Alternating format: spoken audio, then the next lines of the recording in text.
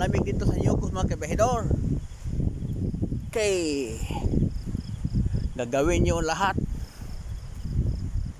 para hindi makatakbo si BP Sara sa 2028. Hala, file ng kaso Mario Joseph. Kasi alam nyo, hindi talaga kayo mananalo ni BP Sara. Kaya hindi kayo makahintay sa 2028. Gusto nyo ngayon, hindi na siya makatakbo. Wala, sige, file ng kaso. So, pero tandaan nyo, hindi mo yan matuloy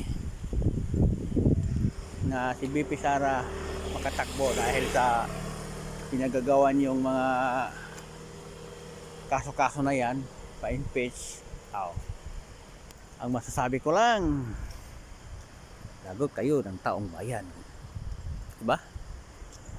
Kasi mga kabahidor,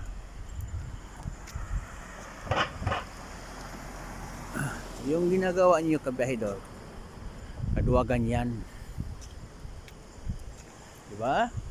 Duwag kasi kayo, kasi alam niyo na kapag si BP Sara ang maging presidente, kayong mga buaya dyan, lagot kayo, magiging karne kayo. Kung natandaan nyo nung nakaraan, diba? Mayroon buaya daw na kinakarne nila sa Davao. Agoy, lagot kayo pag makalusot yan si BP Sara. Ha? Pinagtulungan nyo ang mga Duterte. Diyan kayo nagkamali, diba? File ng kaso, lahat naman nag-file ng kaso, puro mga bad record, marami yung pirang napaldo, diba? Maraming nakulimbat, wala stick. Ikumpara kay BP Sara, napakaliit lang ang pira ng BP Sara, hindi siya pan, saka na-clear pa ng kuha, banat na banat pa rin, file pa rin ang kaso. Okay lang sana kung kayong nagkakaso, good record na kayo. Dami namang napaldon yung pera, diba?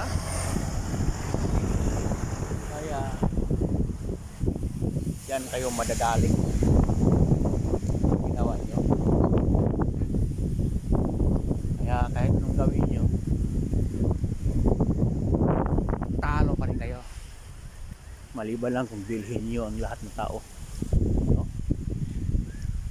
Lahat ng tao sa Pilipinas bilhin nyo tag 1 million ang ulo, sigurado kayo panalo dyan. Kasi pagtira ang tao nako. Pero ako, pag ako binili nyo, tatanggapin kong pera. Pero pagdating sa presento, no way.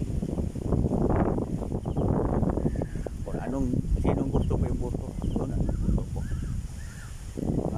Pero pag bigyan ako ng pera, tatanggapin ko yun, binigay yun eh.